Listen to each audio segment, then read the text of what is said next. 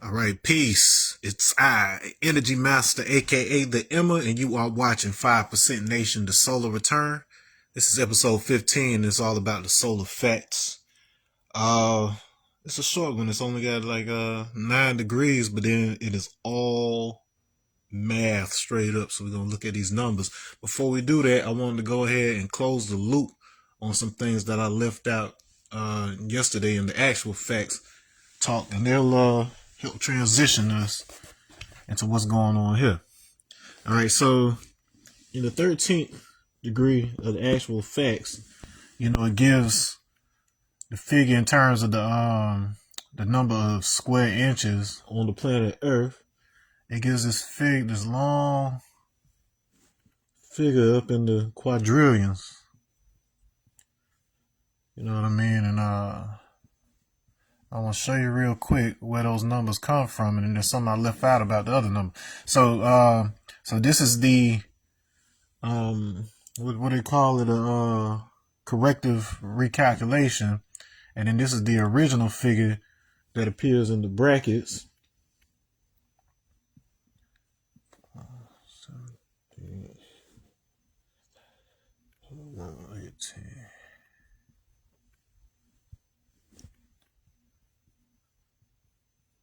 Okay. All right. So where these numbers are coming from? All right. So we gave you the figure for the square mileage. So this is inches. So this is square inches. Square inches. Okay. So we gave you the figure for the square mileage, which is 1, and we gave you that early on. That's in the earlier degree. And then so square miles. And then I told you, so this is accurate. So this is as far as the general estimate that's given, like out in the world, then that's that. So where do we get these two numbers? All right, so when you take this number and you multiply it by so we gave you the number of feet in a mile in the other degree, which is 5,280, and you multiply that by 12. So that's the number of feet in a mile, and then because we got to get this to inches, and we multiply that by 12 inches. This is 12, so this is 5,280 feet, and then there's 12 inches in a foot.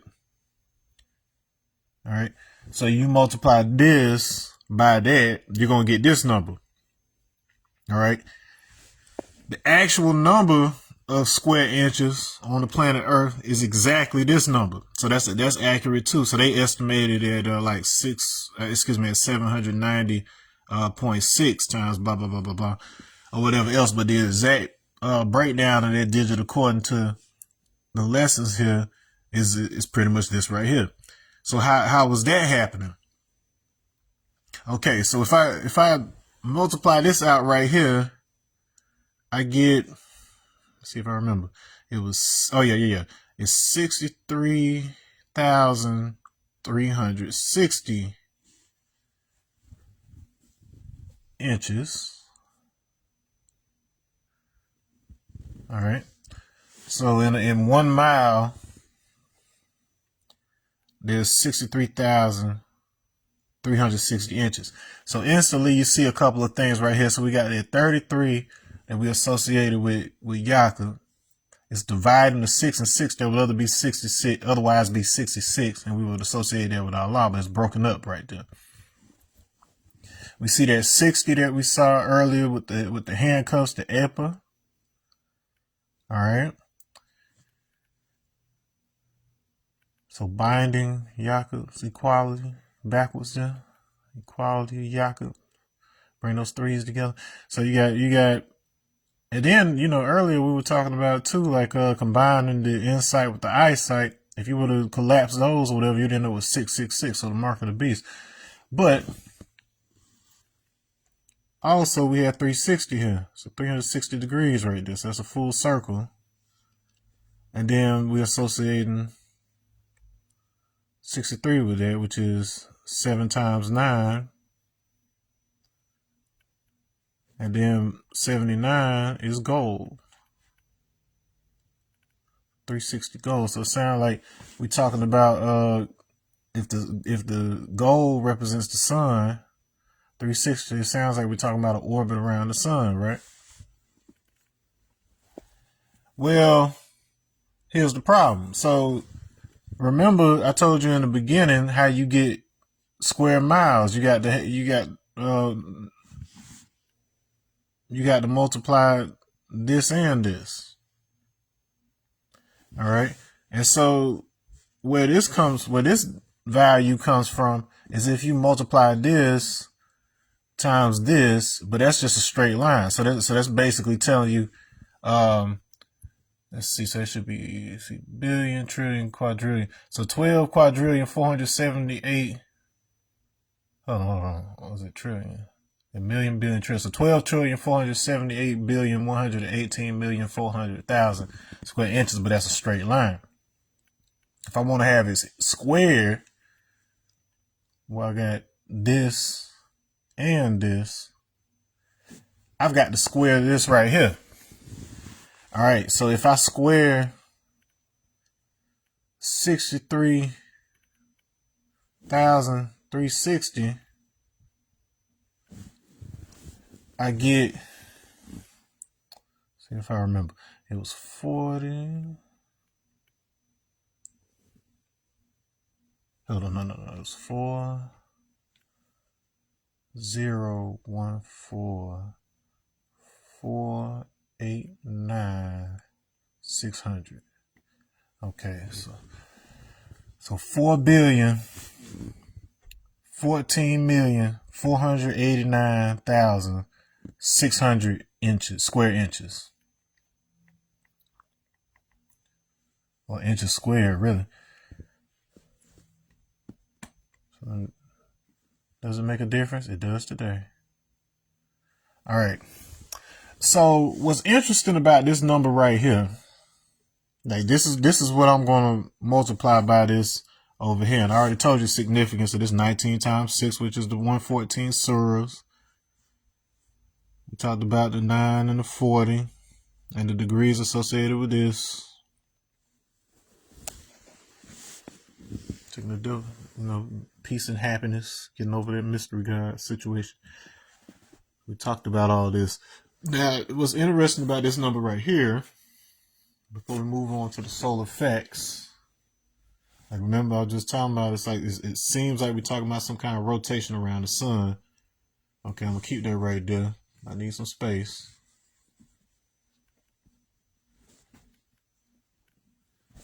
All right, so within this number, I've got 144, the significance of that, but it's fascinating that it's immediately found right before 89. Why? Because 144 over 89 gives you one of the estimations of the golden ratio that's found in the Fibonacci sequence. So this is the 11th and 12th value of the Fibonacci sequence. All right. Now, in a previous part of these of this series, I told you that sun or sun in Egyptian is actually what gives us the sin prefix found in Greek that basically means to add on.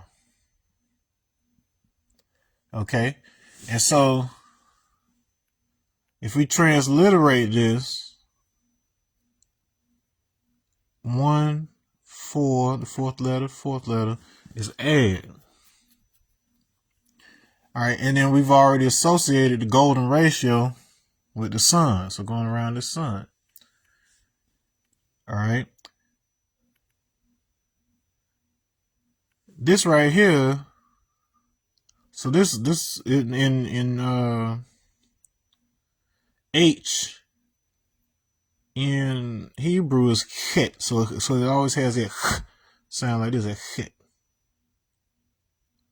All right, and then we have I. So technically, this right here would be pronounced he or kai. And so the Greek letter, so if we're looking at it in terms of Greek already, with this sin talking about add on, and then that's what Joseph's name means, he will add, or God will add on. You're safer. All right. Joseph is up here. Kai, the Greek letter, is X. That's what they use to symbolize Christ.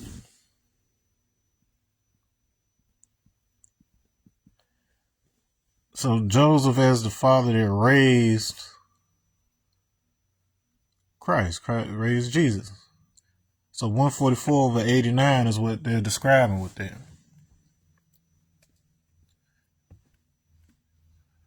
And then 5, the Son of Man, add on to man. So it's the upgrade. So that 5 geometry is what essentially separates us from the other hominins. Right, so that's embedded in there. Now, if that wasn't interesting enough, we get into these solar facts. So now we looking at what the sun's really talking about when it comes to us. We got that, and it's separating this 600 from this 40. Interestingly enough, in Hebrew gematria, when the letter mem, so the 13th letter mem, which is like our M, and it means water, when it appears at the beginning or in the middle of a word, it's this right here. It has that value of 40. And like I said, it means water, basically, making it the equivalent of Egyptian mu, which also starts with that M.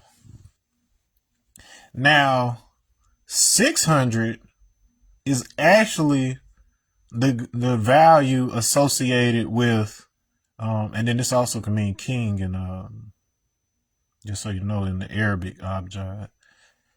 All right, but this 600, when mem appears at the end of a sentence, so this is a final letter. So this is mem final. So we got mem over here. And then in Arabic it's called meme. And then over here we got mem final.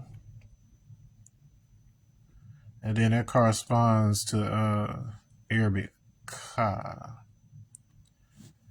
You see how it's kind of similar to that right there. All right, so anyways, over here in a Hebrew context, this means sea or living expanse, showing us that it's referring to the noon, so the primordial sea. So it's not talking about the physical water like right here. It's talking about the noon, which is spelled nu like this over there. So as I've talked about in previous lectures, it's like these two right here have to fuse in order to make the M over here, the exact same way that electrolytes form crystals. So in order for something to crystallize, in order for physical matter, physical water to crystallize from from space, from the vacuum, from the fields and everything else, the massless waves and whatnot, there has to be a neutralization of the charges. So it's like, so you'll have like, let me see. So you'll have, let's see, sodium chloride. So which one of y'all is positive? Which one is negative? I honestly can't remember, but when you're making table salt, I think sodium's positive. So you got a sodium ion, chlorine ion, and they're separate, but they've got opposite charges here. So they're pretty much in a more or less gaseous form here. When these two things come together and they neutralize, they slow down, they slow each other down basically. and they become table salt. So they crystallize into salt.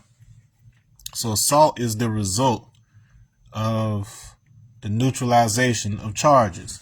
Salt in alchemy, so just like the gold is associated with the sun in alchemy, salt is associated with the body, the physical body. Okay? So when we neutralize a charge, the positive and the negative, so if I look at these as the positive and the negative, water is representing neutrality over here. Okay? In terms of atoms,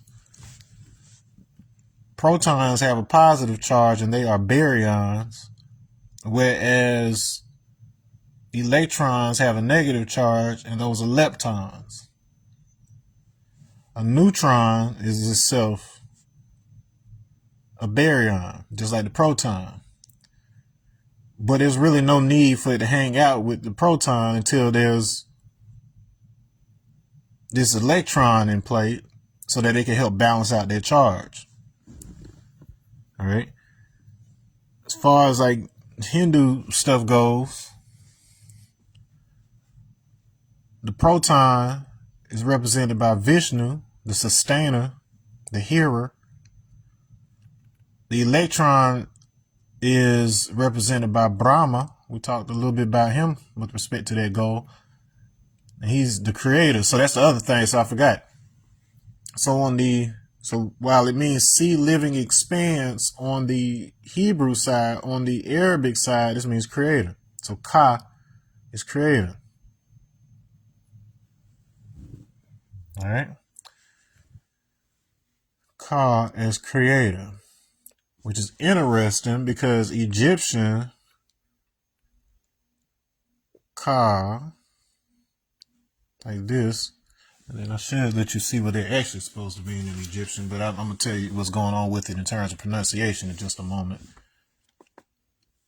Because this little quirk right here is what prevents a lot of Western cats from properly translating Egyptian hieroglyphs. Let me see if it'll let me do it like this. It should. Because I don't have a button to type that other Egyptian letter. There you go. So, because I need a double joint right there. So, yeah. So, this is the Ka. This is the life force, right? But that funny little 3-looking symbol right here looks like a double yod right here. That's actually pronounced more like a sound. It's like, so it's car. So just like just like we say car as ka down here in the South, that's pretty much how Egyptians spoke. So they spoke with like a schwa type of how they did they are. So I mean, how these wooden black folk, I don't know. They had Afro picks and everything, but we can't win that argument with folks. But the car in Egyptian situations, your personality, your essence, all of that, and that is identical to the concept of the Kra, which we've talked a little bit about in Akan, the ones who had the Abramu, gold weighing standard that we talked about. So we clearly got some continuity with that. All right, so that's supposed to be a R sound. So these are clearly concepts that are related to each other. Now, Laird Scranton, the researcher who spent like a ridiculous number of years, decades with the Dogon people, he was the one that, went to bat with the academia to demonstrate that they had been separate from Egypt for, well over like 7,000 years, yet they still had the same mystery school teachers. So he was able to demonstrate that whatever mystery school teachers they had in Egypt, it was part of a previous culture that existed before they split up. All right. And so 7,000 years ago was, it was a little while after the Benue Congo split. All right, so everybody had time to get where they ended up at, but then whatever knowledge they had, they already had it before they split up in the first place. All right, that's the point. Okay, so that meant that everybody had. So the Bantu had it, the Nigerian tribes like Igbo and Yoruba. Up in Mali, you had the Dogon, and then Ghana over there where you end up with Akan and Ashanti and stuff like that later down the line. But these are all, later, sometimes later names for, earlier tribes and different stuff like this. But it's all the same one system is the point. Okay, and he demonstrated with the linguistics that it's all the same system if you know how to translate properly. All right, just a moment. I forgot I had somebody coming in here, y'all. Let me go take care of this. I'll be right back.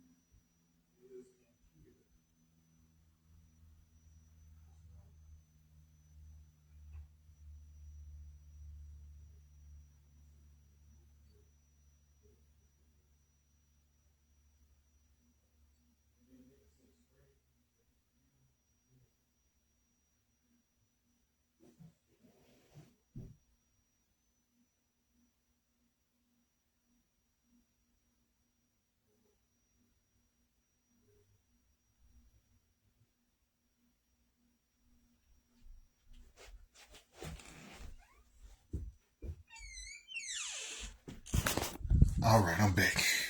Had to handle some business real quick. All right, so anyways, now where were we? All right, so yeah, so these are the same system. And so one of the things that Laird Scranton demonstrated was that the Ka concept in Egypt is related to quarks in science. And so I've talked a little bit about how you had this uniform quark gluon plasma that everything, all the material in the universe was made of initially. And then you have a similar story that comes out in both Hinduism with Brahma and his golden egg. And you have something very similar in the Congo cosmogram that corresponds with this same solar imagery we're talking about here. And so quarks basically make up all these baryons, like they're the subatomic particles that come together. So 3 quarks come together to make one of these. Okay. And so that plasma, which might as well be like fire, because fire is a type of plasma, has a triangular relationship just like the tetrahedron, which itself represents fire in the Greek system. So everybody's drawing from the same knowledge here. And then in Japanese, the word for fire just happens to be Ka. All right, and it's the same concept as the chi. So Kai or chi or whatever else, is just pronouncing it differently. So the chi and Igbo. So everybody's using the same system. So we have mem as a first letter, then we have mem as a final letter here, and we got the golden ratio between them, demonstrating a transition between states here. So it's giving us the joules around how matter is formed from massless waves. And so as a result, we have a complete system that is found in the numbers necessary in order to convert the square mileage of the surface of the earth into its square inches, so into its quanta, if you will. And so this is very similar to the description of the function of the chi in Igbo Ordinala, because it exists at the center of all things, and it is what projects the personality. Remember, the cause, the personality, or the essence. It projects that onto the surface of it. So we've basically got a situation of like holographic boundary, like the same principle that's used with event horizons in black hole physics or whatever. So we've got very advanced astronomy and physics encoded into the language and the math at a time before this culture divided and then became, the various schools in Africa, including the Egyptian school from which the Greeks learned everything that they knew. All right. So that's one. So that's one element. One thing I want to make sure that I captured as we move to the solar facts. All right. So within this number, I pointed out the significance of 613 here. Partially. So there's more I wanted to say about that. I just forgot about it as I was flowing. So, all right. So we related that gold in this sun to this 79 that stood out here. And we're adding a cipher. So that accounts for our 360 degrees that we just talked about just a moment ago. So that's 63, which is 7 times 9. It gave us something right there. So yes, this is a connected theme right here. All right. So the significance of this 613 that I wanted to capture before we move on is that in Jewish tradition, there are 613 commandments. All right, you only know about those 10, right? But 613. All right, so this is a later tradition in the Talmud. So it's a Talmudic tradition. You can Google that on your own time. All right, now, as far as 613 goes, with these commandments, there are 365 to match the days of the year, plus 248, which correspond to limbs of the body. Okay. Now, we call these positive commandments, meaning the do's. And then this over here is the negative commandments, the don'ts. Now, remember, I just said that assault was when you neutralized your positive and your negative charge, right? Okay, so 613, yesterday I told you the significance of that with respect to that was the day that Allah was assassinated. So June 13th. So the destruction, and we talked about how that was destruction of the ego. All right. Here we have a framework. Peace, Sharon. Thanks for tuning in. All right. So here we have a framework where this is talking about like sinews and tendons and stuff like that in the body in the Jewish tradition. Whereas this is, this talks about body parts, so limbs, quote unquote. And we've had a conversation about the usage of limb in the ancient world, which is derived from Aka in Igbo, which both means spirit and it means hand, limb, branch. All right, so it's talking about the role of the golden ratio in causing branching, whether it be in lightning patterns, whether it be in the nervous system patterns, all of that. It's all dielectric contraction toward counter space. Dielectric contraction that happens counter to magnetic expansion, if you will. So magnetic expansion is outward, dielectric contraction happens inward. This is what really makes the world go round. All right.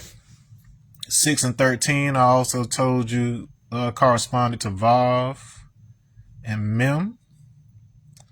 Therefore, That gives us our O sound. That gives us our M sound. And that's Om. All right. I told you in the Hindu traditions, the golden ratio is considered the visual counterpart to Om. And then both of those are the embodiment of Krishna.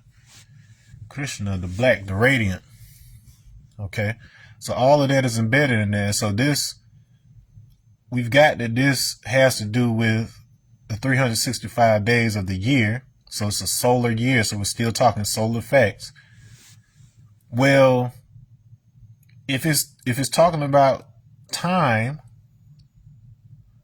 this is a relationship with fourth dimension. Because 4D is how we handle time. I did a whole lecture series on that before I did this one. Okay.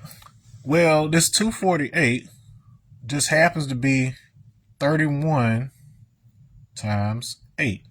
All right. So typically when we see 8, we know it's usually referring to this thing right here. So that's our Dengier symbol. It's our 8-fold symmetry associated with the silver ratio, all those kind of things. And then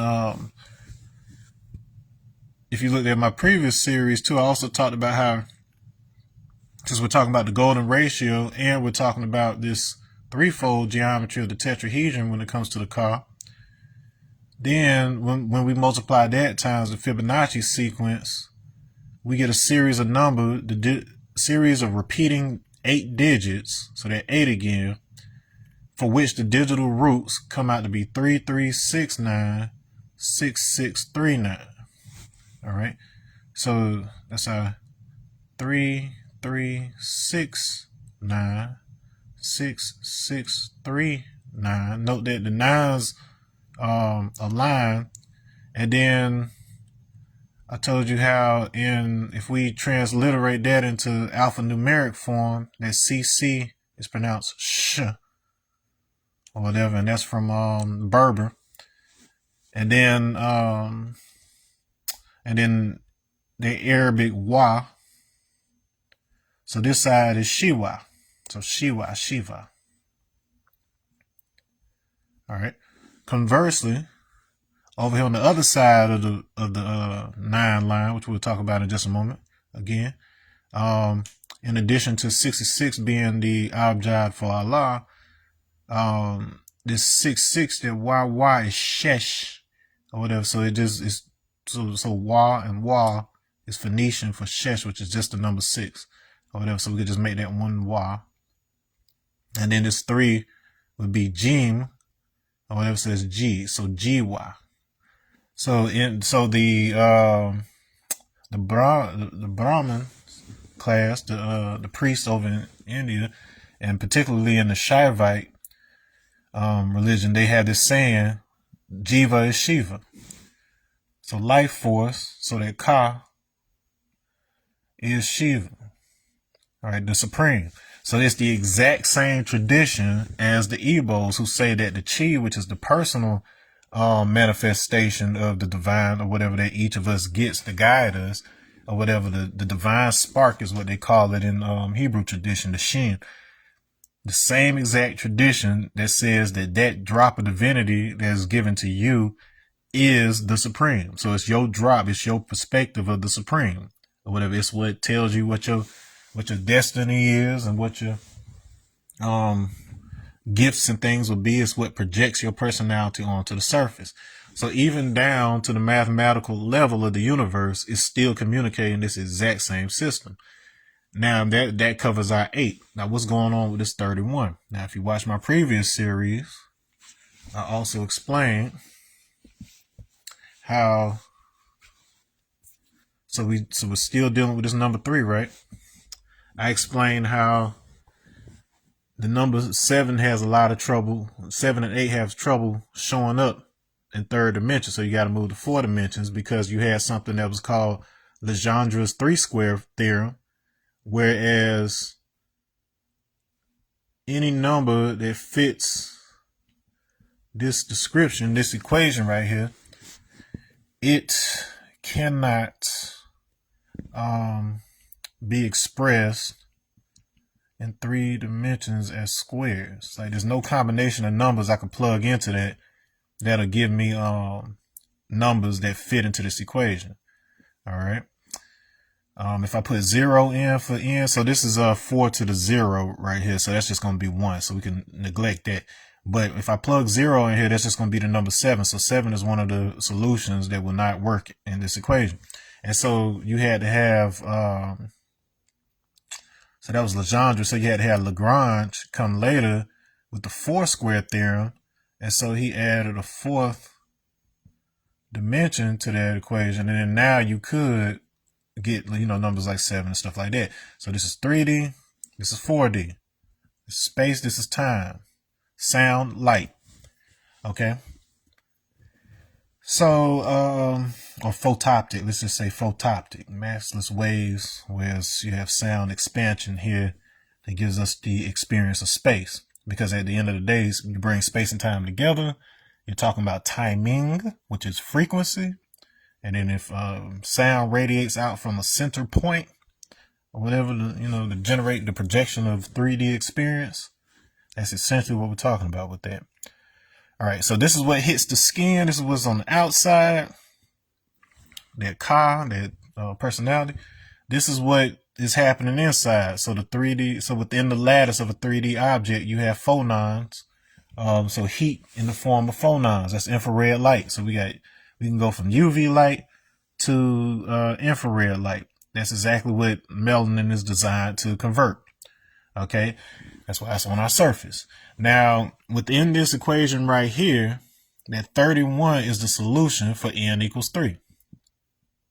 Okay, so if I plug in 3, that's going to be 3 times 8, which is 24. 24 plus 7 equals 31. All right, so 3 gives me 31. All right, so in other words, I'm doing something, a solution that needs to be taken care of in 4D in the form of time in order to fulfill on this concept of Jiva is Shiva over here. All right, so that's the becoming a Shivata. So it's the process by which it's the unfolding process of things that you have to do in order to fulfill on your destiny. That's basically it. And your destiny is your unique path toward recognizing that there is no separation between you and the divine. All right, so this whole concept of an intermediary is, especially when we say it's a being that's an intermediary between you and the divine, what that intermediary really is the interim. So the time in between, the time it takes from one point to another. So being, even though we think of it as a noun, to be is to exist. Existence is a state, but existing is an action. That's a verb. And then remember, the word karma actually means action. That's all it means.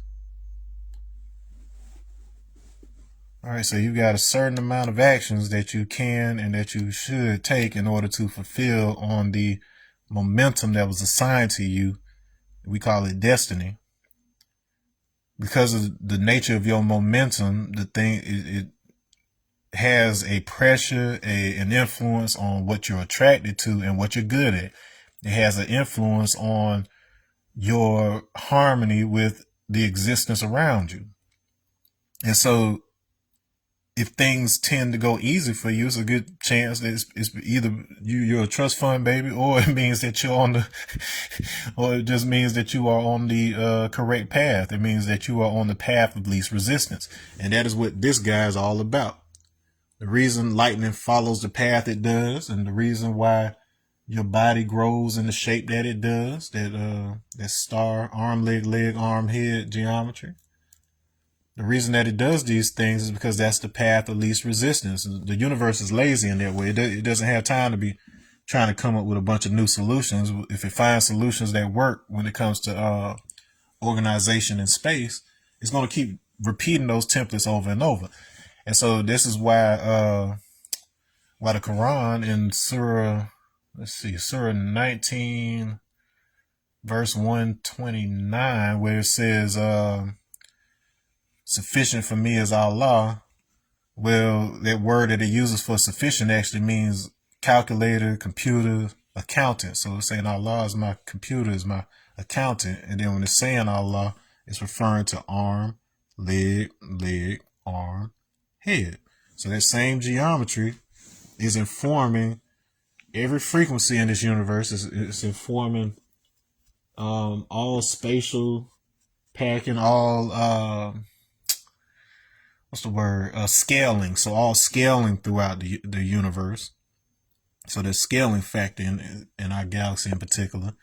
And so that's the thing that is everywhere. It's that proportion that I've talked to you about how when you break supersymmetry, you maintain order in a moving universe by instead having proportions. So instead of everything being the same and canceling each other out, you have specific proportions between things. And so that's why we were dealing with that 144/89 that I was just talking about.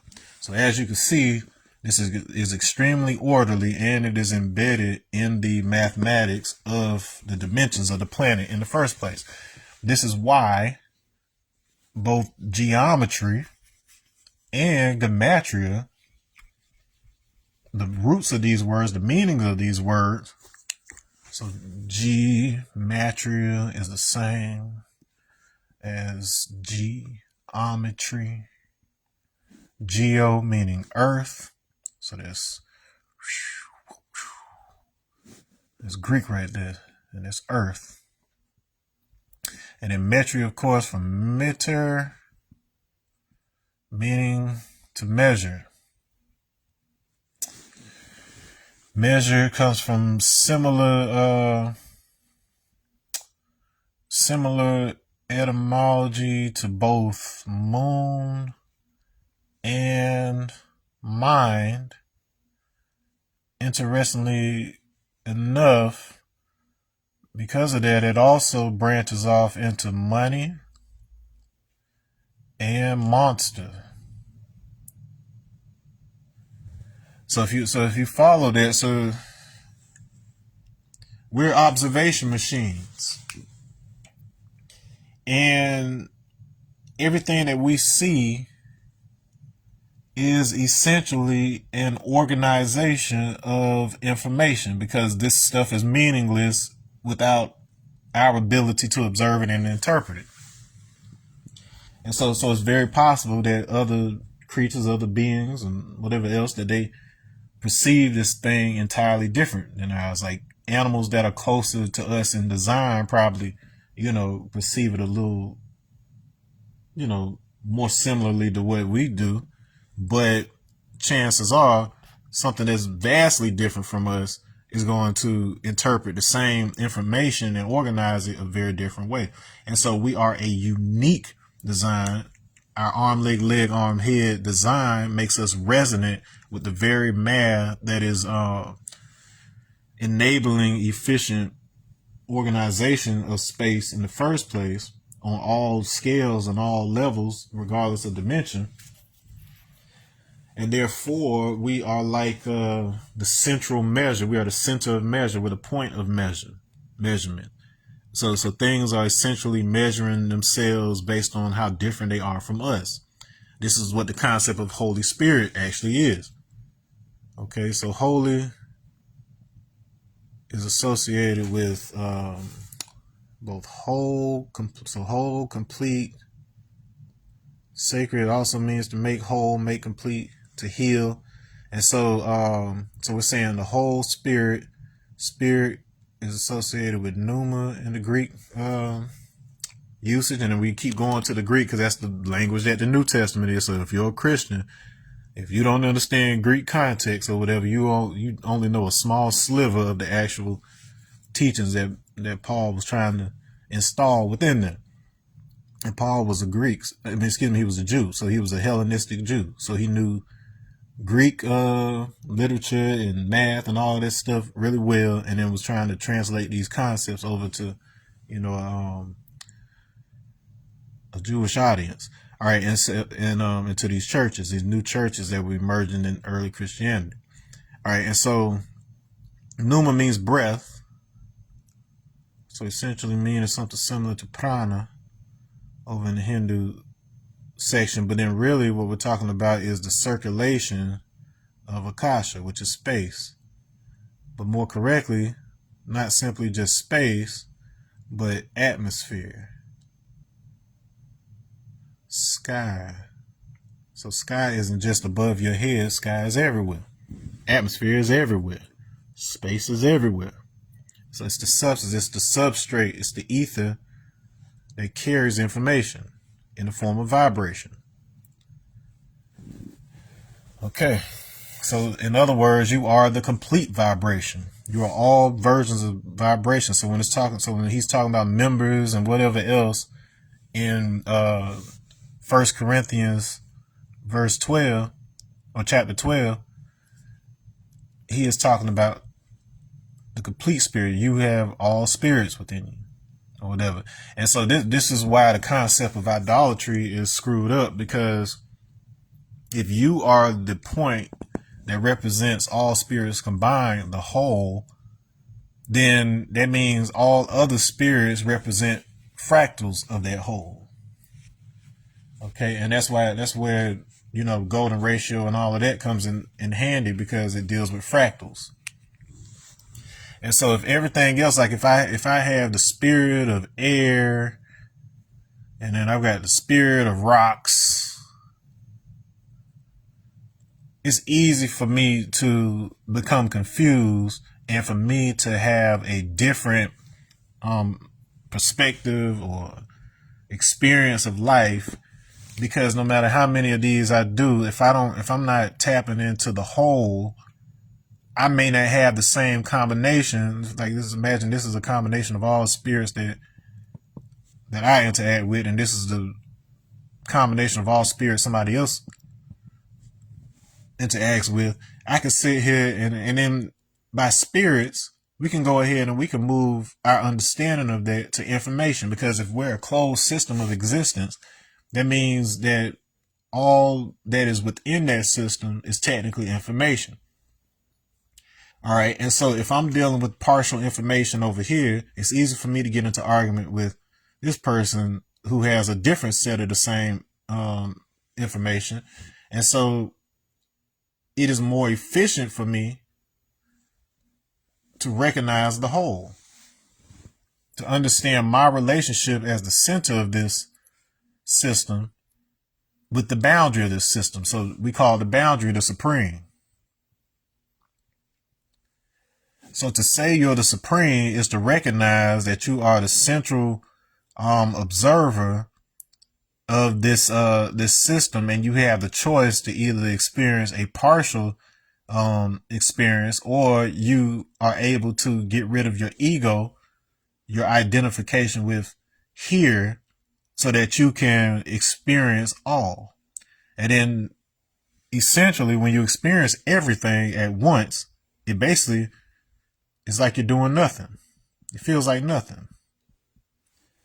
It's just like how the same point that's at 0 degrees, when I go around a circle, that becomes 360 degrees. So I'm in the same point. The difference is the experience. I went around. So that was the significance of that 360 earlier. So we have to go around the sun in order to experience time. Because if all it was a circle, if all we saw was a circle, you know, then that's essentially what it's like on, you know, from a 5D perspective, looking at this thing. We just see the whole circle, all the possibilities of places that you could be positioned. But we have to live it to understand what it's really doing. We have to circulate around that sun in order to understand the passage of time, because we're essentially taking something that is 4-dimensional, like a 4-dimensional object, and then we're experiencing it as 3D slices, one after the other, and we call that animation. It's a flow. Okay. And the word Messiah, even though it's become associated strictly with anointing with respect to oil, it actually breaks down to 2 roots that have to do with the flow of water. And then you'll find several words in old Asiatic languages that point to Yeshua actually coming from a meaning associated with calculus, or the hardening, crystallization, the mathematics of change, transformation from one thing to another. That's the whole point of the logos, to translate the potential of the arithmos, which is the monad or the source, the Father, translate the potential of the Father into the material forms of the universe, hence the Creator. And as you can see, the letters align with that in those alphabets. Okay, now that you have that, now that you understand that, now we can get into the solar facts. All right. So what the solar facts is, before they tried to take away one of our planets and then give us only 8 now, you always had systems that were either, you had 7 classical planets, like in alchemy for the longest, but then in terms of our solar system, we dealt with 9 planets, and then the sun would be the 10th object in that synthesis. So it's at the center. So if you think of that as, I got 9 values, 2, 3, 4, 5, 6, 7, 8, 9, circumambulating this one, then I'm working in what's called mod 9, so modulo 9. So this would be my 0, 1, 2, 3, 4, 5, 6, 7, 8. Whenever I get back up here, now I'm going 10, 11, 12, 13, 14, 15, 16, 17, 18. I get back up here, 20. So I have to skip anything that has a 9 in it because it's started me over. So your base 10 system, that's all it's doing. You get up to 9 and then it jumps to 10. And then you get up to the next 9 and then after that it jumps up to 20. But we don't notice because we experience that as being, quantum is one number apart. But when you're doing like less than, like if I were to do modulo 3 or whatever, it'll just be 3 dots.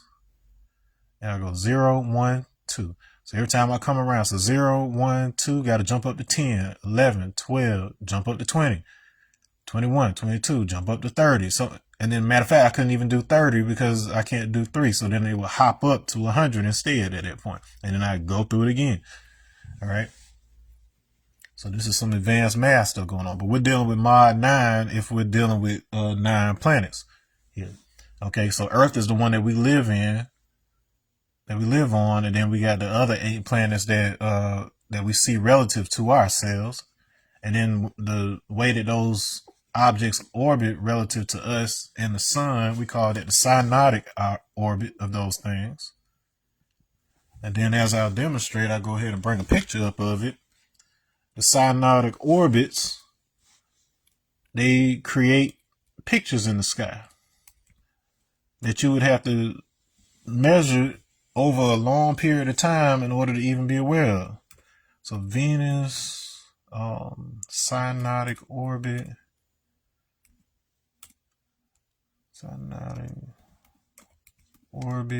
flower, so I can be specific. So it makes a flower. Let me make sure it gives me the picture. Okay, so you can see it a little bit there, but then let me get a better picture of it.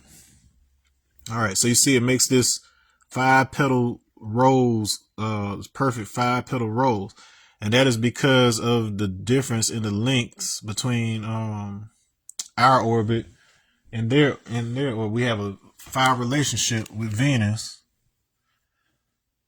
based on 13/8. All right, so your total height split up into 13 parts. Your legs would be 8 to 5 on your body or whatever. So that's your proportions when you're divided at the navel.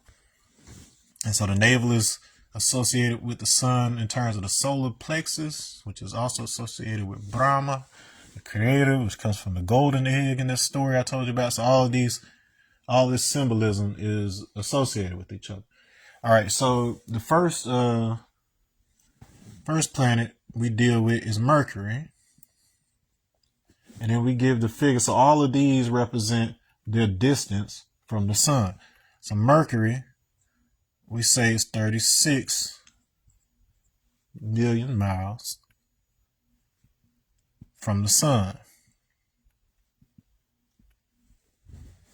Okay, so as we've been doing throughout the series, what we want to do, we want to actually find out what the actual distance is from Mercury so that we can see whether we're supposed to be taking this literal or is it communicating something else for us.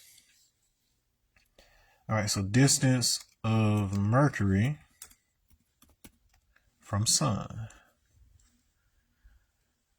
Okay, so yep, we got 36 million miles, so it's pretty on point. So it does alternate a little bit. Sometimes it's a little closer and sometimes it's a little further from the sun because we have what are called helical orbits, and so that means it doesn't orbit in a perfect circle so much as it's like a egg shape. So your golden egg.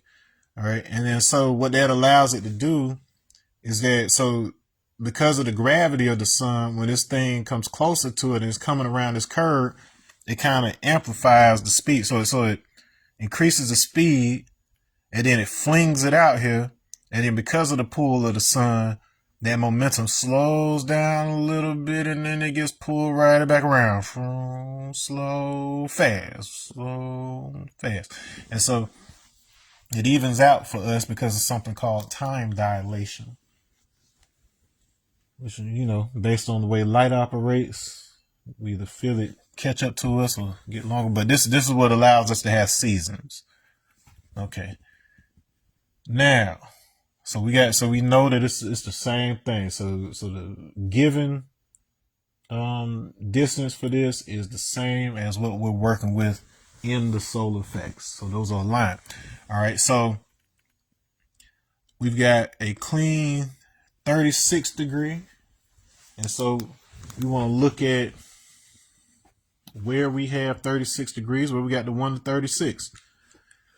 So one of the places that we have a 36 degree, it says approximately 60 years ago. And if you missed the previous lesson or the previous two lessons, then we know that 60 years ago is the date that they associated with when did their own people find out that they were here. So those guys from Ghana that were taken away, and then we associated this because the lessons were in 1933 to 1934, and so we associated this with the Coinage Act of 1873. They got rid of the silver standard when all the common people had their money in silver. So we got rid of our feminine moon standard. We got rid of our eightfold symmetry and then moved to a gold standard.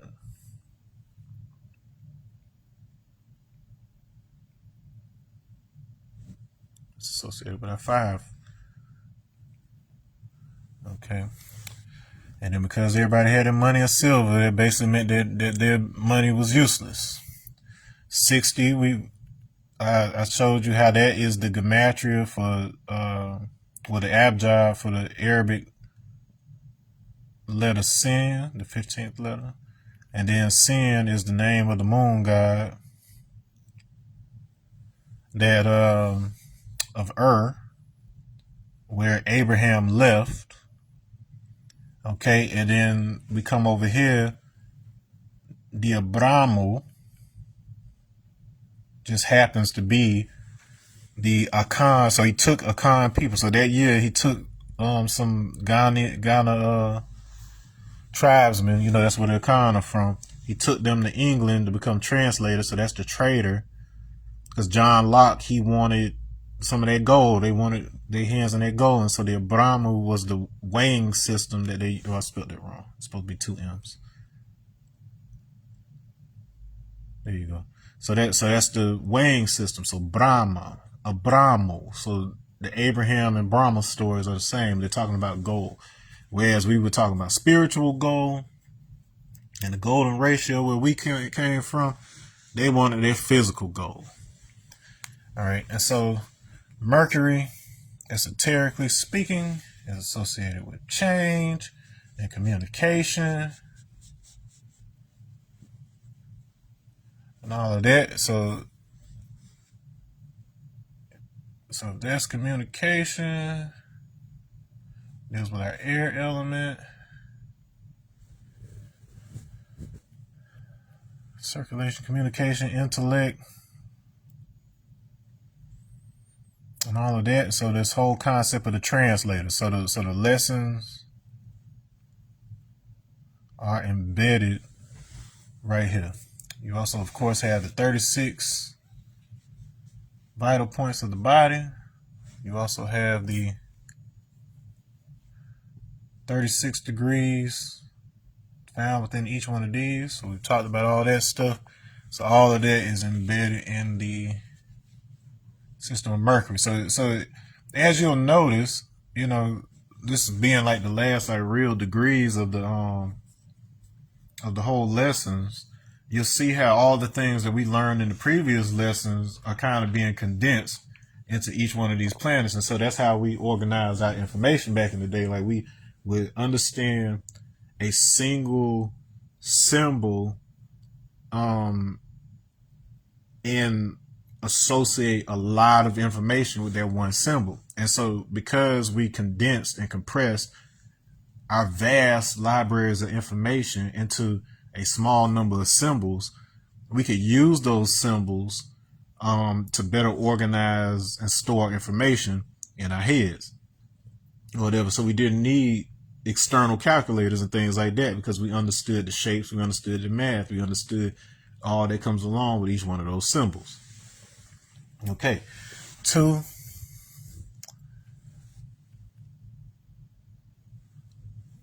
Let me see, I think I'm going to do this right here. And well, all of these are millions, so I could just leave that and just change the beginning of each of these. Okay, so 2, Venus is 67, so our second planet from the sun is Venus. All right, so 36 was understanding equality born to born. So the mental picture one draws from knowledge and wisdom to see things for what they are, not what they seem to be. Understanding is symbolic of the child, and then equality is to be equal in all things and all aspects of life. And so it's telling you that child template, the star that is present in all things. And then 9 is the born from mental to physical. So it's the idea. So if everything is mind, this is telling you how thought form is formed.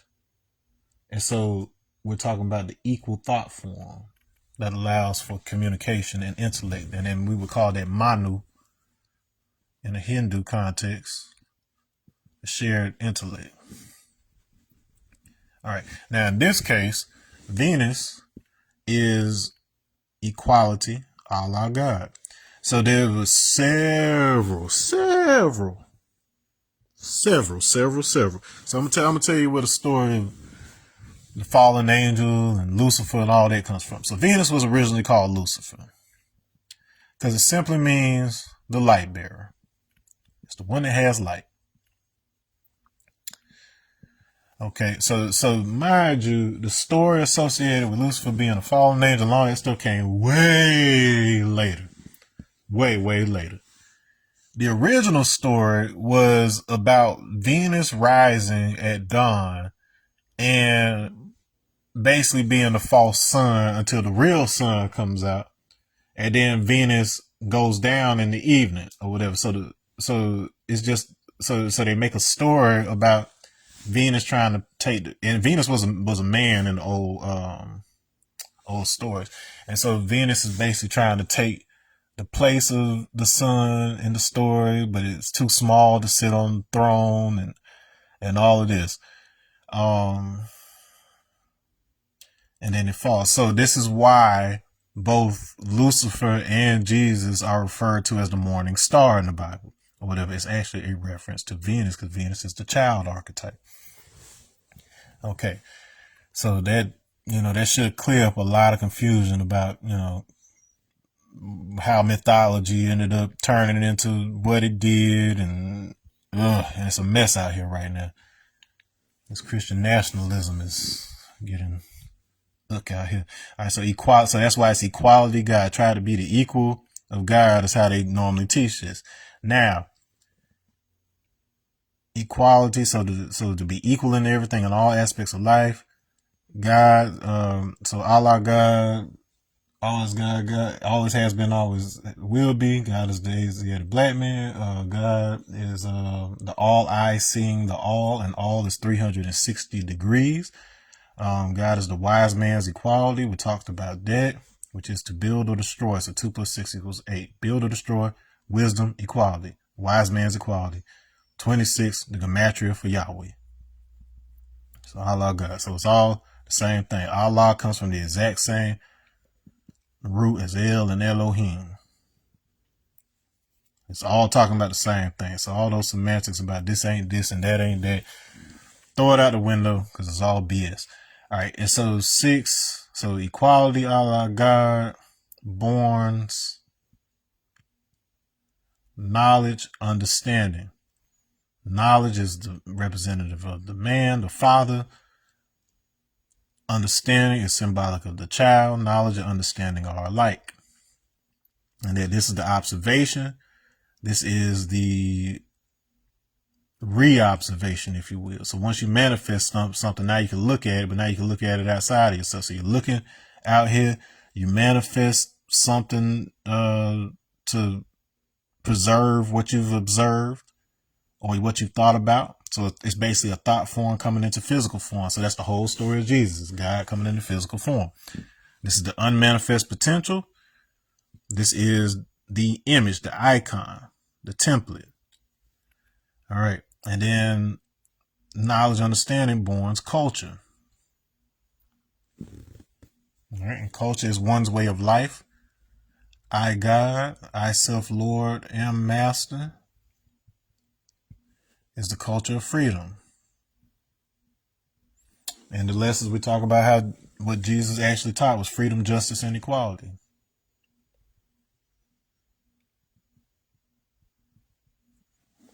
All right. So all that's talking about the Venus, and I just told you what the relationship is between us and Venus. All right. And incidentally, the distance between Venus and Mercury brings us right back to that 31 I was talking about. So you see how it is mathematically supported. I can tell you right now, I don't even need to look it up. I know for a fact Venus is 67 million miles from the sun in both the commonly accepted estimate as well as in these lessons. All right.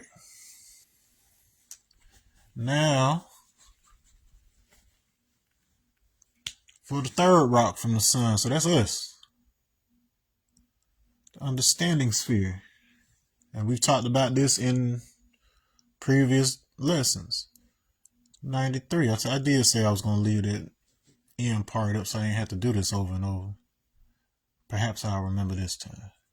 You know how it gets you in the heat of the moment. 2, 3, 1, 2, 3 miles from the sun. Okay, so unlike understanding equality and equality a la God, so you see how that equality carries over from the two of those. In this particular case, we don't born this out because it's going from high to low. We go from low to high. So this would simply read born, add understanding. So I manifest something from mental to physical that then adds an image. So it's like it casts a shadow. So the thing that is manifested, so we got matter, earth is always associated with the body. And then you add understanding to it, mental picture. So we are the earth, so that's Adam.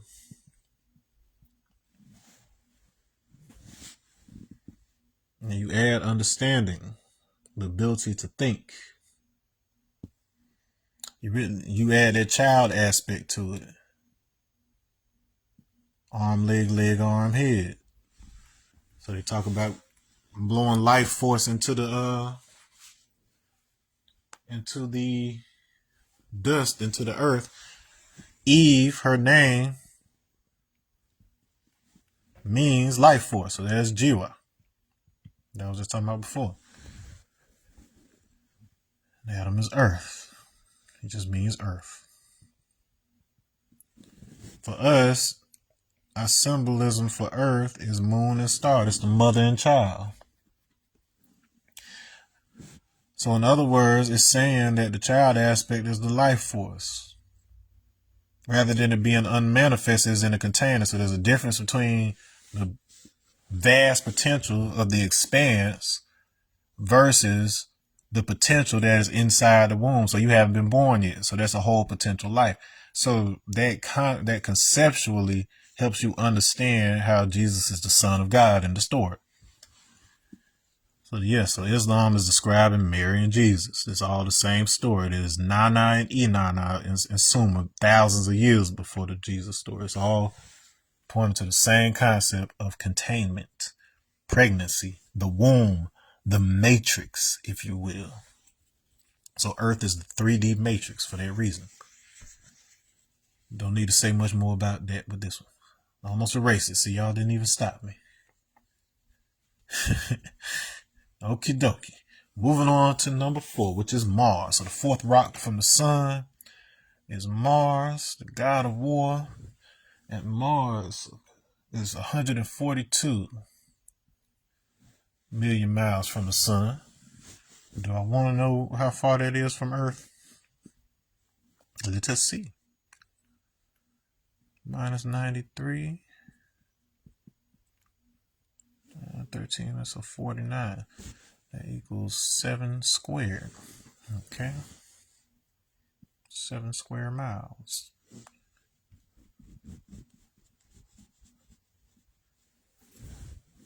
For that matter, maybe let's see how far Earth is from Venus. 26. The gematria for Yahweh. So far we got 31, we got 26 done shown up. Now we got 49, which is 7 squared. So we got a lot of interesting information that's coming out of it. All right, so 142 million miles from the sun. So we got 14 and 2 to work with. All right. So we got a 14th degree and a 2nd degree that we can work with. Knowledge culture. So 14 is knowledge culture. So know the culture to born the power. Power is the truth. Truth is the power to resurrect the mentally dead from their present state of awareness. Wisdom is one's ways or actions. It's the manifestation of knowledge. It represents the woman.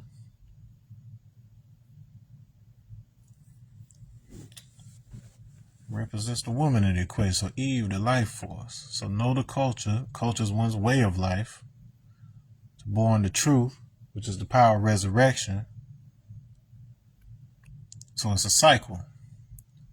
So it's a cycle associated with the woman that allows us to resurrect. In other words, we come back through her womb. Simple as that. So when you die, that energy you have to go through. So you're born here in Kala, Mpamba, this is maturity. Luvamba, that's death. You cross the Kalunga line, a river into the spiritual world. You prepare for another incarnation right here, Musoni. This is the spark of inception right here.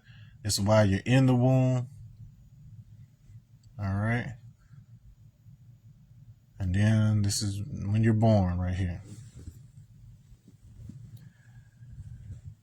Again, we don't born those out for the aforementioned reasons. But if I did knowledge, culture, born to power, which just means 1 plus 4 equals 5, 52 equals 2 times 26, which again points back to Yahweh. But As we also know, that 26 corresponds to the ratio between these two arms and the space between the arms. Okay, so we know that that adds up to 26. And we also know that the elements of a cube. So a cube has 8 points, 12 lines, 6 faces. Also equals 26. So if I got 2 of these, I'm talking about a double cube.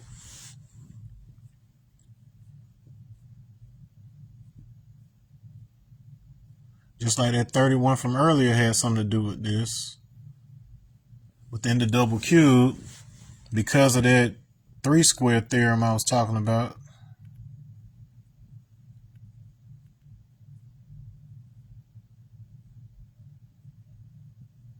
because of that whole pickle, that is the reason why I can draw from point to point the different vertices within this structure. So this is 2 cubes. I can get the square root of 1, which is this. So if this is a unit cube, so all these sides are 1. Square root of 1. From here to here, square root of 2. From here to here, square root of 3. Here to here is square root of 4. That's just 2. From here to here, that's the square root of 5. And from this corner, back corner, all the way to this top corner over here is square root of 6. I can't get square root of 7 there because it fits in here. I can't get square root of 8.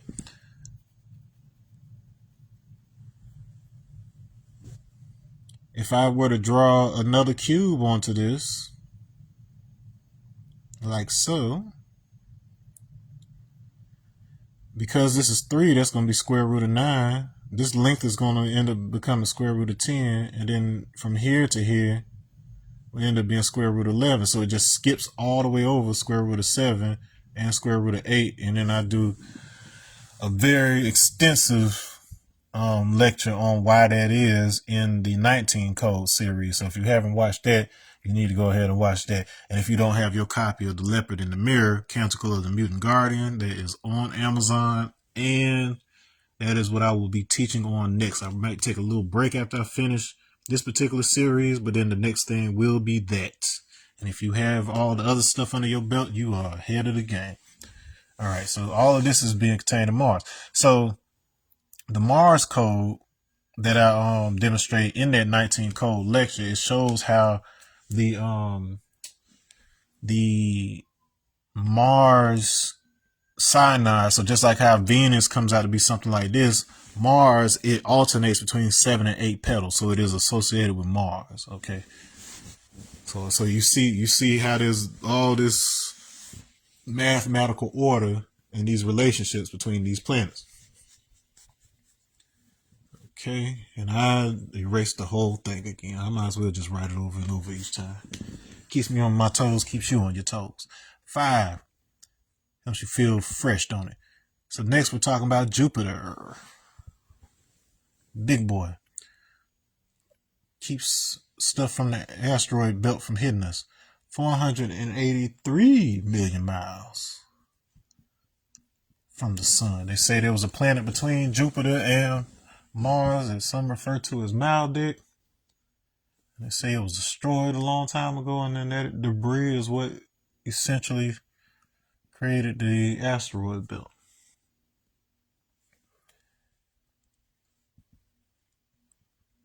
Okay, just for kicks, let's see what the distance is between that and Saturn. 1, 2, 3. Okay, cool. So we saw 321 show up a number of times yesterday within the figure that we gave related to the Indian Ocean. So we said that was 29,321,000 square miles in our lessons. So clearly we're talking about the same situation. So we related that to the 32nd degree and the 1st degree. And you can go back to check out what those were. But within 1 to 36, since it's in there, that relates to, it says, well, they wanted to go to their own country, but they could not swim 9,000 miles. So that's their route to the Americas. 9,000. So it's born, manifest from mental to physical. All right, 3, 2, 1, going in descending order. Just something to bear in mind. Let's see how it manifests in here. All right. So we have no 48th degree in our lessons, but 48 has significance because we talked about that multiple times yesterday with regards to the Pacific. So I gave you the figure of 68, 634,000 square miles for the Pacific Ocean, and we broke down what that's related to. But then the significance there's that 6 times 8 equals 48. And so we kept on coming back to that. It kept on popping up. So we had one thing over here that had to do with the Indian Ocean. Now we got something having to do with the Pacific Ocean. So it just keeps on referring back to these oceans. All right, but individually, look at 48 and 3. We can born that out. It doesn't have to be a degree. So that would be culture, build or destroy, born to knowledge, wisdom, all being born back to understanding. And then there's our understanding. So 3 is understanding. So all that means is 48. So our digital root, 4 plus 8 equals 12. That's what knowledge, wisdom is. And then the digital root of those two gives us 3. All right. So this is clearly talking about how these come together to do that. Now, culture, one's way of life, the culture of freedom. Build or destroy. To build is to add on to life. To destroy is to take away from life. Okay. So the number 8 is 4 plus 4. So one of these is a culture of building. This one is a culture of destruction. It's born to knowledge, wisdom. So that means to observe the manifestation.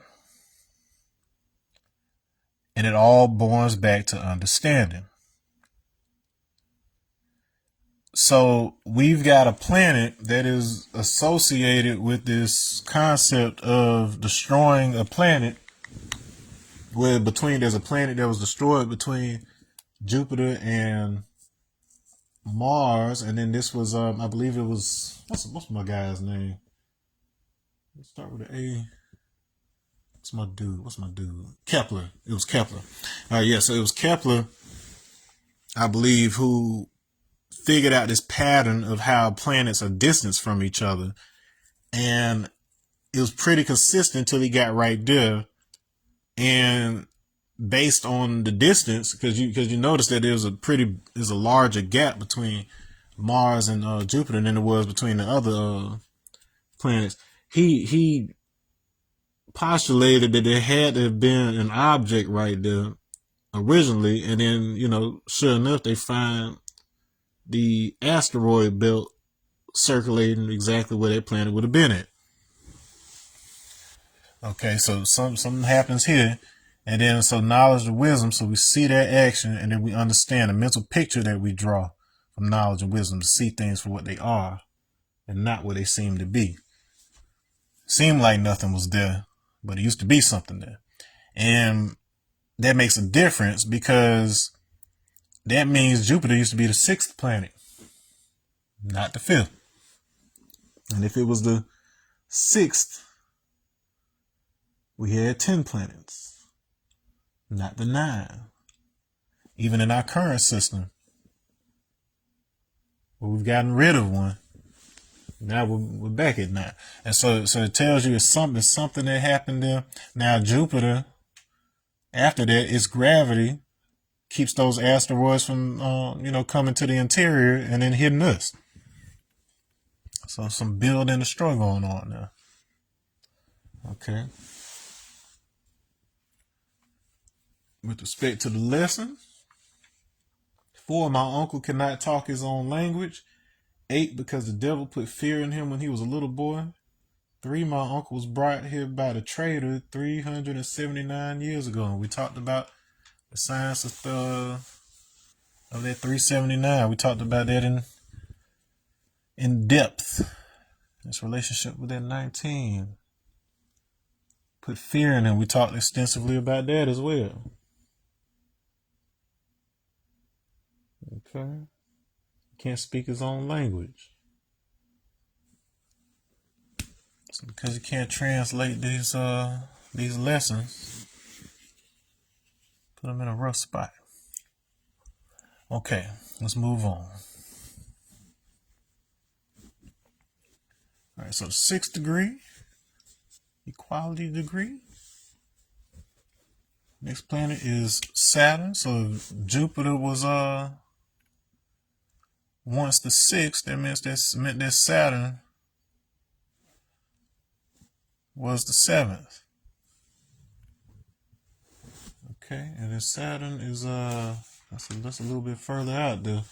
It's 886 million miles from the sun.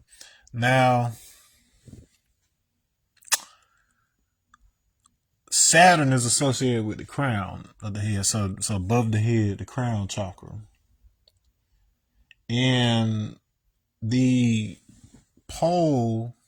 North Pole has a permanent storm on it. They're shaped just like this. All right, it flows in and out of that center in a hexagonal type of situation. All right, and as you know, that is the 2D projection of a cube. And so they say that this is, like, a lot of people like to try to associate this with the black cube imagery here on Earth and the Kaaba in Mecca. All right, and so because Kaaba means cube. All right, and so I told you there's 26 elements of that Kaaba, and then that's the gematria for Yahweh. All right, so at some point, so remember, so the golden age of the Greek era, it was associated with Saturn, the age of Saturn, and all of that, and he was usurped by his son Jupiter. All right, and so and then Saturn, from his story, he usurped Uranus. So Anus, original. That's where Abraham comes from. Anu means rings, original rings, or Anu in where Abraham was from. Anu means sky, heaven, God, and he's represented by this guy right here. Jupiter is, so Saturn is Chronos, is time, is Kala, and then Zeus is Jupiter. All right. Interestingly enough, Mars has Mount Olympus. So clearly something happened and all these got switched and swapped around. But it's telling you a story. So the same story that the Bible is telling you planets are, because that's what Babylonian mythology was. It was a story about the planets and how to navigate. All right, so we've got 2 of these back to back plus 1 of these. So we got build or destroy, born to, so 8 plus 8 equals 16. 1 plus 6 equals 7. So build or destroy, so canceling each other out. Because for every build I do, I destroy. And every destroy I do, I build. Equals 16, which is knowledge equality. So observe being equal in everything, in all aspects of life. To respect it. Born is all our God. And we talked about how it's a wise man's equality, so that's related back to that 8, to build or destroy. All I seeing the all. So all I seeing is not the same as all seeing I. This is one, this is many. Abraham was the one who was the father of many. All I seeing is the many acting as one. That's a reference to the third eye, which is associated in my previous videos with that square root of 1, that one line that was in that double cube I was telling you about. And so hence it is associated with 1. First letter, of course, being Allah. A. Boom. So it is a sound equation, and it acknowledges the fact that Saturn used to be the 7th planet. So even the math of it is trying to tell you the story. The rings of Saturn, the relationship between the rings and the body of Saturn itself, also have golden ratio relationship. Just so you know. The rings of a tree work very similar to the rings of Saturn in you being able to use them to tell time. All right. 7th. So speaking of which, Uranus.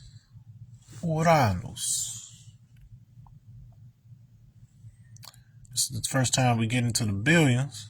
It's way out there. Over twice, something like almost twice the distance of Saturn from the sun. 183.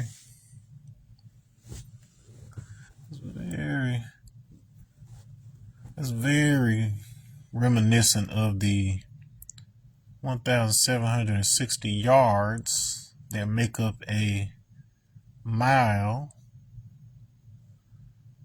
You subtract those, 23, which happens to be the solution for 2 in this equation. So yard and mile for, so we're dealing with time again. All right, and let's see what we got in here. So we got knowledge God.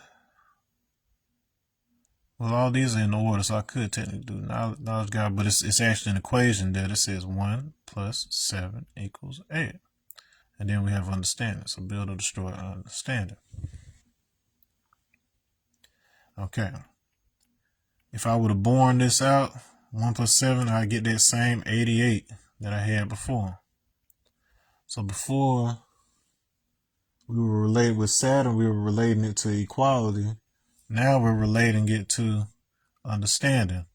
So to be equal in all things, and then understanding is a mental picture one draws from knowledge and wisdom to see things for what they are and not what they seem to be. So you go from the vision of thinking all those things are the same to understanding the truth of what's what. So my build or destroy, I'm adding on to life and taking on away from life by knowing Allah God. So I have to know it. I have to observe, hear, respect. Allah God is seen and heard everywhere. It's not some mystery God. You see this manifested in all things because it's the original concept. So if is origin, Anu, so the origin, source sky Anu. Talking about the Akash, so the sky ancestors that the Nguni and Bantu tribes talk about. Sky origin. We didn't come down from the sky. We emerged from the Akash. We emerged from the essence. Okay, you start off as a dot this small, and you're very much smaller than that inside your mother's womb, and then it multiplies, and then you become this thing here. So it's just like the bindu of a cymatic print. So cymatics is when you send sound through the surface of water or through a metal plate with sand on it, and it makes that shape. So the bindu, so we want to associate Uranus with the bindu, how you unfold from a single point. Let's see. So I want Shiva Panchashakshara Yantra. Okay, so it produces a 5 petal rose pretty much. So it makes like a star type shape when you send that sound. So the sound that produces that, you see, a Shiva Panchashakshara. Panchashakshara means fivefold, so the fivefold Shiva. Now, the frequency that produces that is 15.66 hertz, which is twice the Schumann resonance, the resonance from the center of the earth to the, the atmosphere and the lightning or whatever. So that Schumann resonance, which is 7.83 hertz. I told you this was Shesh, so that YY Shesh. So we reduced that to a single Y. 15th letter, and then also that 66 is all up, but 15th letter of the Arabic alphabet, Sin. So you can see why. So Shiva. So that's one of the ways of spelling Shiva in India. So that is the octave of this. So that Earth frequency is also in the range of our alpha and theta brain waves. Theta brain waves are the ones that are associated with out-of-body experiences. All right, so it is right down to the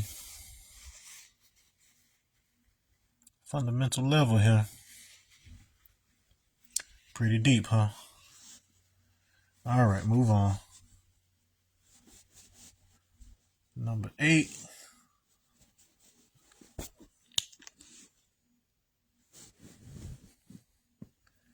Of course, is Neptune, the other name for Poseidon. The progenitor of Atlantis, they say. So they say. So we were at 1 billion, now we're in the 2 billions. 793. So we had 2793 before we had 1783. So instead of build or destroy, we're manifesting from mental to physical. So we're dealing with childbirth. So we got the knowledge. That's the man. Wisdom is the woman in this situation. This borns out. This gives us 1010. 1010. We can bring some Odinala into it. So in binary, I can tell you that is 1 and 4. So it's a total of 5. So we're just talking about fivefold symmetry. But in Odinala, so the original binary programming, let me see. Well, in alpha, rather. Let's see if I do have it here. So we want on, off, on, off. So we're going to go white, black, which is called Ose. Ose means, tell you, something like that. So something open, a portal. Potency is power. Potency means power. For us, the number 5 is power. So Ose. So it shows you that that binary system they were using all the millennia ago in Africa was an accurate system for naming things and associating things. Is an eye, is perception, it is divine insight. So the power is the truth. Truth is the power to resurrect the mentally dead. We don't deal with physical resurrection. We're talking about mental resurrection. Right here, that is the distance of the earth to the sun. So we got this 27 left over to deal with. I was just talking about that 379 years ago. 37 times 9 gives me 333, gives me them triple numbers. 3 times 3 times 3 equals 27. 379 years ago is when Mary, Queen Mary, married Philip II, converting England back to the Catholic Church. And then a year later, in 1555,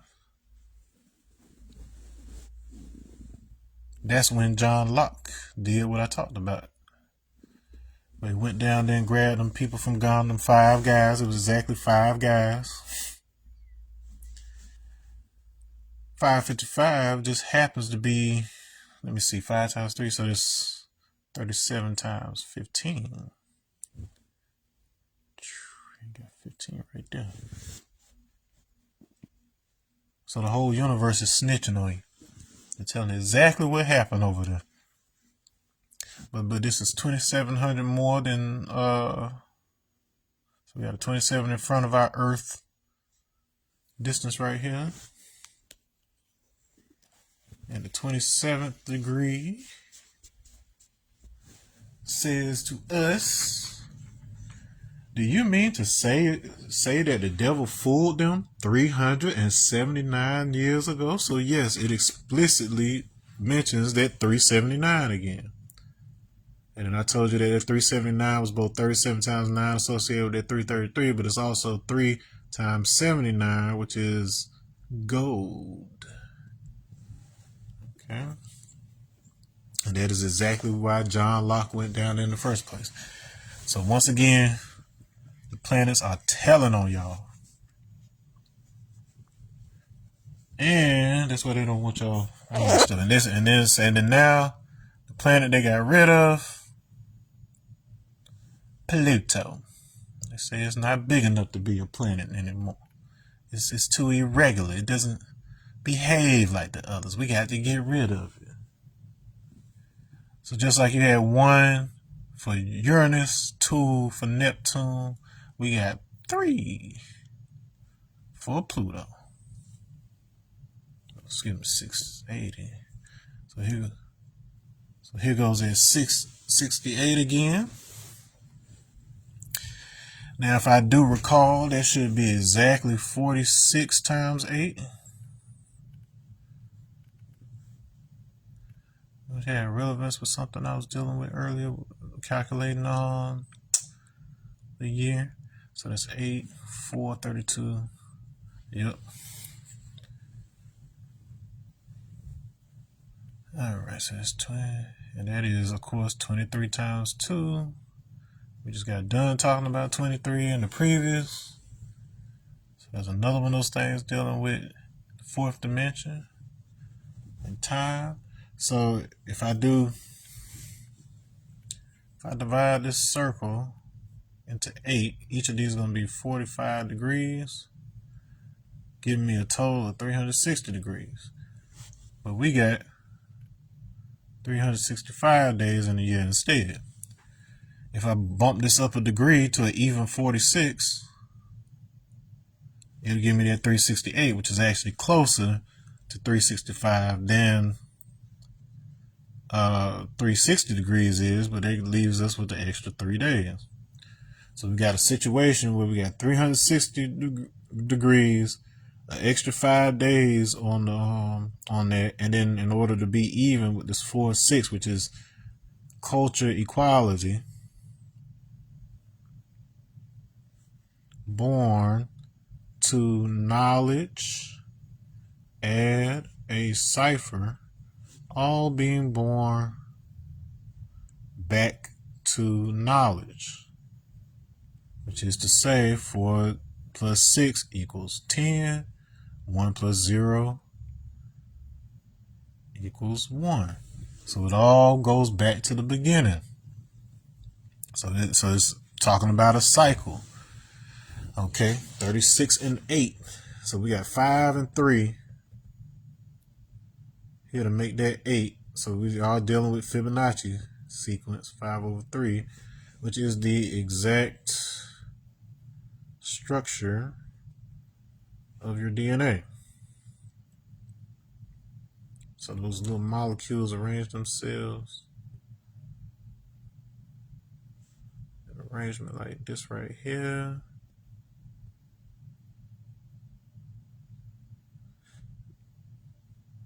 Creates that spiral. So that 5/3 gives you that spiral.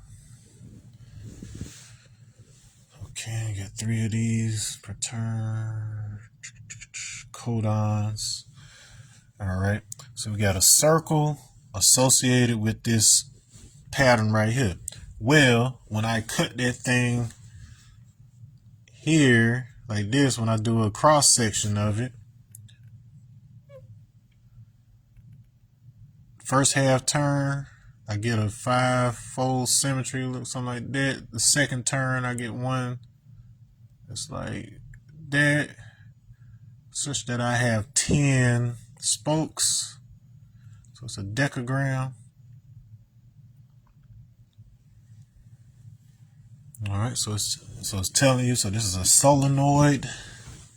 That symbol right there, just a 10-point star, just happens to be associated with the solar plexus.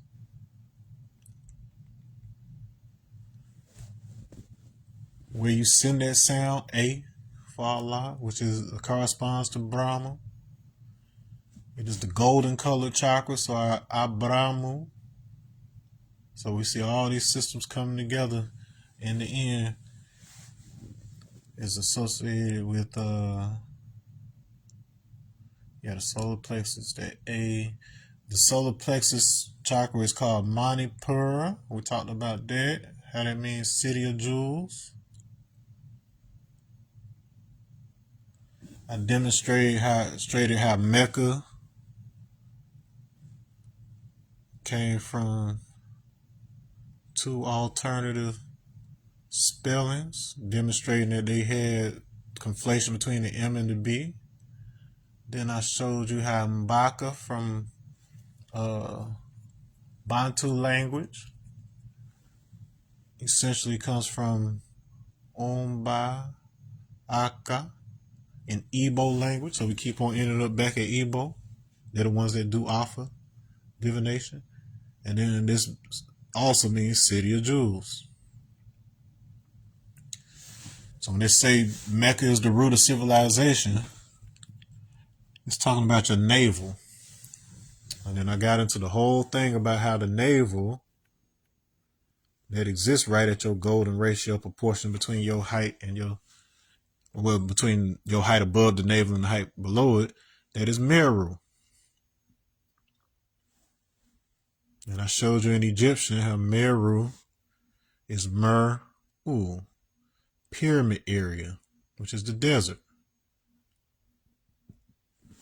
In the previous lesson, I told you that deserts cover 4,861,000 square miles, but then that was from an original measurement of 14 million.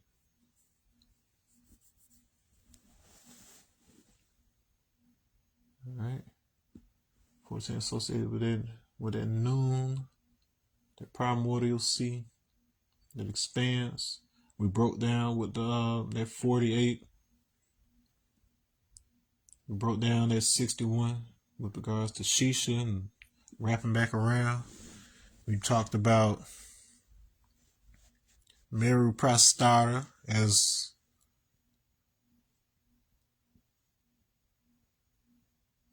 Pascal's triangle. We talked about how that 33 related to Jacob. We talked about how each one of these relates to the unfolding of 4D geometry. So this would be 0, a point. This would be a line. So 2 points. This would be 4 points. So that would be a square. This would be 8 points. So it would be a cube. And then this would be 16 points. So it would be a hypercube or a tesseract. And that's 4D geometry. So 4D, 3D, 2D, 1D, 0D. I told you how if that has to do with Jacob, you shouldn't be surprised that, so A, 11th letter K, ABA, Akaba, is Yoruba for staircase or ladder. So that's Jacob's ladder right there. Alternatively, so 1 K, ABA, Kaba, cube. So this represents the cube. So and then all of that folds up into a single point, which is 1, which is the A. So that's the navel, Meru. So your body is based on that geometry. You unfold from a single point of space. In order for us to send voice into the navel, it has to come from the throat chakra. So this is where the throat chakra, it drops down into the navel, which is here in the center right here. This equation is 464. Is the dimensions of a tetrahedron. Points, lines, faces. Having to do with fire. Fire is associated with the navel. Fire is associated with the ka, the chi, ego. We already been through all this. So right down to the shape of your DNA, out to your navel, and then radiating out into your 5-point bodily geometry. Even the planets tell the story of how you got here, if you know how to look at them. And that's the solar effects. Yeah, still got a little bit of time, and I kind of want to go ahead and finish out this series so that we can so I can spend my weekend concerned with Mother's Day instead of recording, and I can take a little break before I get into the leopard in the mirror. So I think I'm going to go ahead real quick, go over the what we will achieve, which has it's 3 things that we talk about. Really the rest of it, and this isn't even necessarily something you need to know about with the 120 lessons per se, but it is just kind of good to put this into context of how people were thinking when it came to these lessons. Like how are we supposed to apply them? What is the purpose of this? Like, I mean, aside from you clearing up the truth, that's already very important, because if you clear up the spiritual confusion that is informing much of the laws that affect you every day, that already gives you something to work with. And, and I've given you the proofs that you need in order to be able to make these things not just superstition and all that. Like, you actually got some science and math to back yourself. Let's talk about what we will achieve real quick. So what we will achieve. And we want to listen to these to see if, are these out of date? Are they something that can still apply today? Is it something, that's what we're doing with this whole series. We looking to see what's of use to us and leaving behind what's not. So the first thing is national consciousness. Let's see if we can all agree with this. National consciousness is the consciousness of our origin in this world, which is divine. As a nation of people, we are the first in existence, and all other peoples derived from us. National consciousness is the awareness of the unique history and culture of Black people and the unequal contributions we have made to world civilization by being the fathers and mothers of civilization. National consciousness is the awareness that we are all one people regardless to our geographical origins, and that we must work and struggle as one. if we are to liberate ourselves from the domination of outside forces and bring into existence a universal government of love, peace, and happiness for all the people of the planet. Hey, I see nothing wrong with it. We've already covered a lot of things mentioned in that, so there doesn't really need to be any clarification with that. I think that's an easy check. Let's look at number 2. It says community control. Control.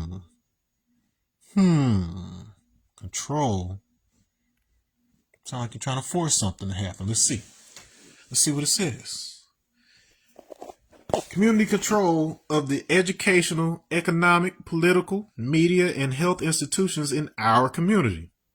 Our demand for community control flows naturally out of our science of life, which teaches that we are the supreme being in person and the sole controllers of our own destiny. Thus, we must have the same control on the collective level that we strive to attain on the individual level. It is prerequisite to our survival that we take control of the life-sustaining goods and services that every community needs in order to maintain and advance itself and advance civilization. Only when we have achieved complete community control will we be able to prove to the world the greatness and majesty of our divine culture, which is mathematics.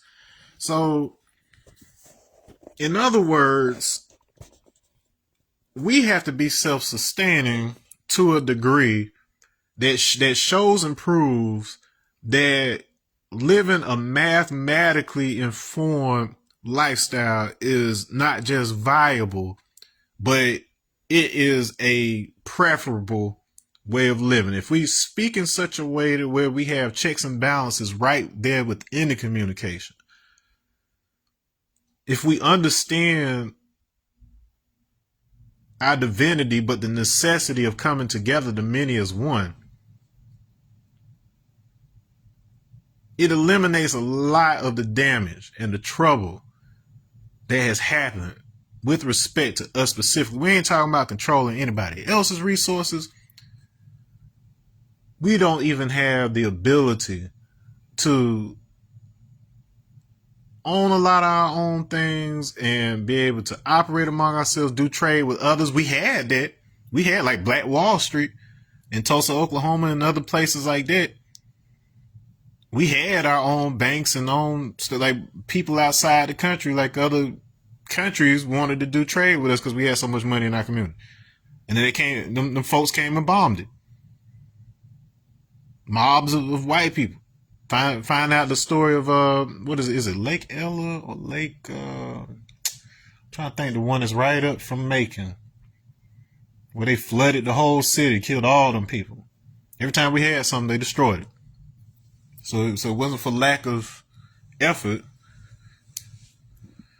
And you see what they did with the gold standard. So when they destroyed all the silver, they destroyed all the wealth that we had. If they did give us reparations after 1865, they voided all of it by 1873 by making silver worthless. So yes, I have to be in agreement with this one as well. And then last but not least, before we get out of here and I bid you farewell with this peace. That's it. Peace. Peace is the absence of confusion, aka chaos. And the absence of confusion is order. Law and order is the very foundation upon which our science of life rests. Supreme mathematics is the law and order of the universe. This is the science of Islam, which is peace.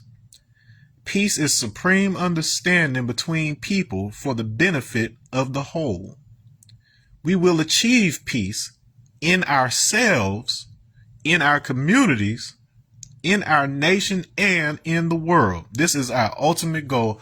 I will give that 3 checks.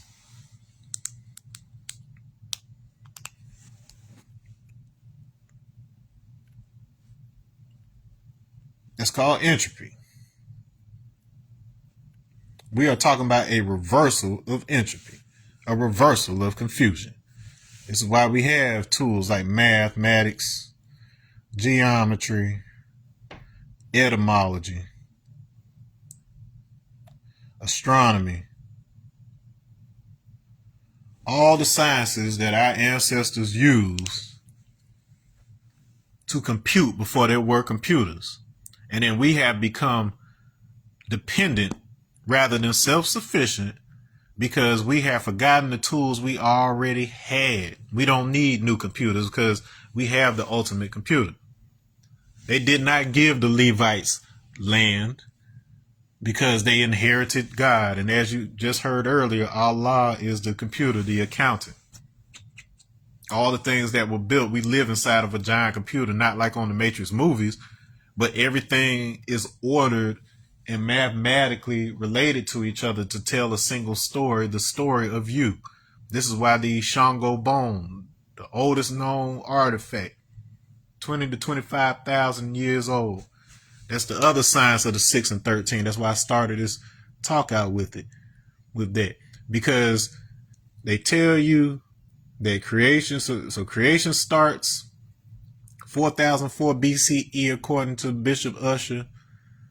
The Jewish tradition says that the Torah was written 2,000 years before creation, putting you at 6,004.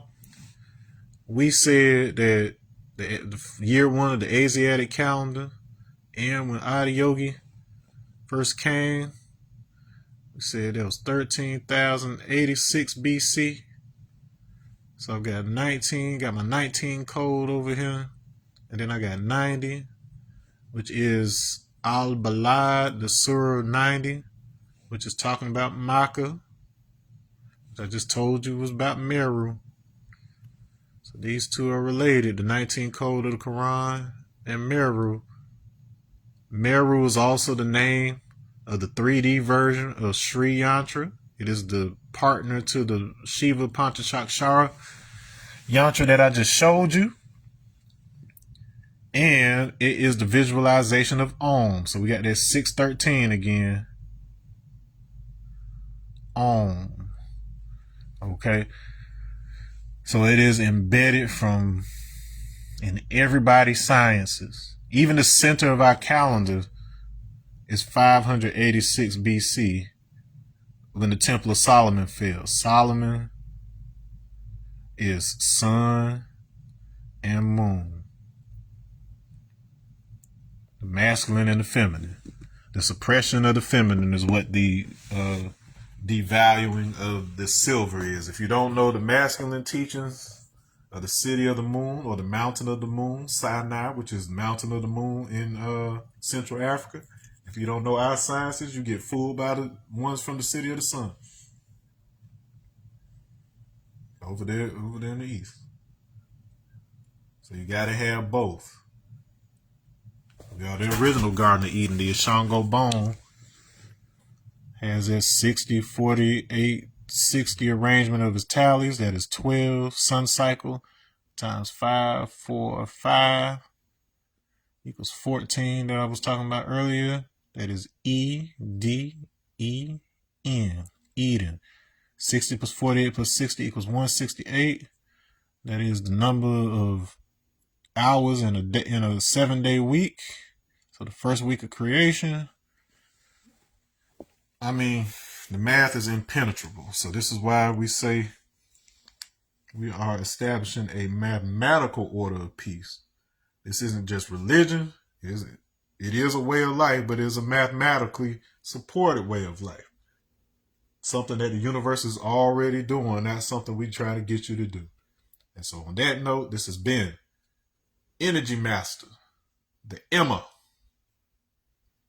5% Nation, the solar return. We return like Jesus when the whole world needs us.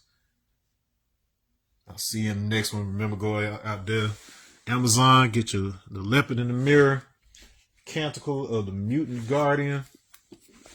Right here. It's a real book. It's a book. Canticle style. You can put down your Dante and then pick up this Emma. A story for our era. It's time for a new renaissance. Because all this trouble started with the Renaissance where they decided to make all of their paintings and figures using stuff like white alabaster, so they assume that some of the famous black figures from back in the day were also white. And it caused us a lot of historical trouble until the Ishango bone and the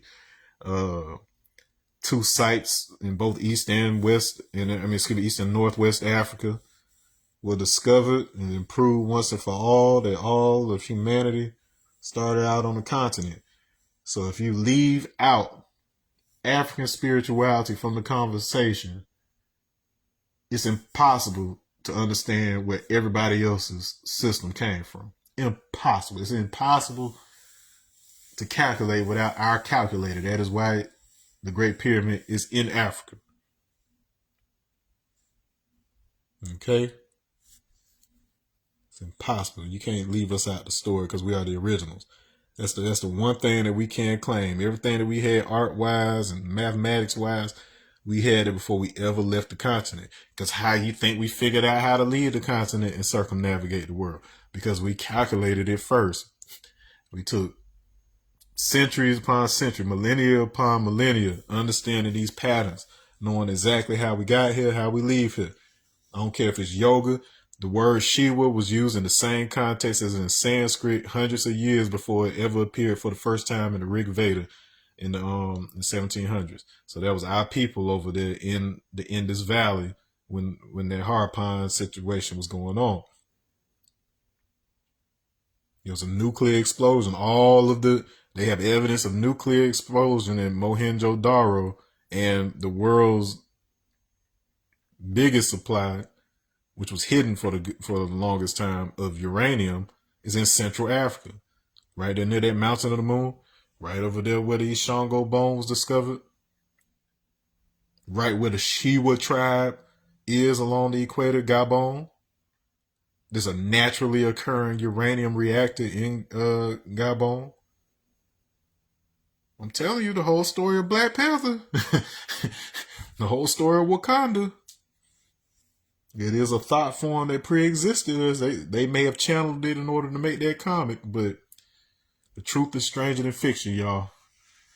We out of here. Peace.